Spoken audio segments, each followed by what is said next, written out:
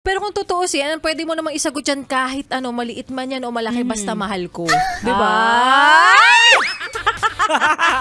Ikaw ba, ano ba talaga gusto mo sa isang lalaki? Gusto mo ba yung malaki yung ano niya o okay ka na kahit maliit lang? Ba't ka papapiliin? Di ba syempre matik naman yung sagot, gusto mo yung malaki. Kasi kapag mas malaki, mas marami kang magagawa. Gusto ko yung nalulunod ako.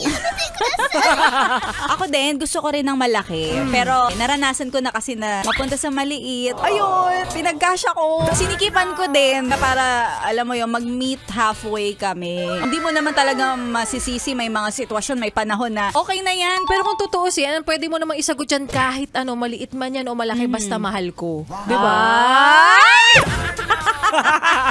Tsaka maghanap tayo ng tao na kaya tayong ipagmalaki kahit maliit yung siya. Ano natin.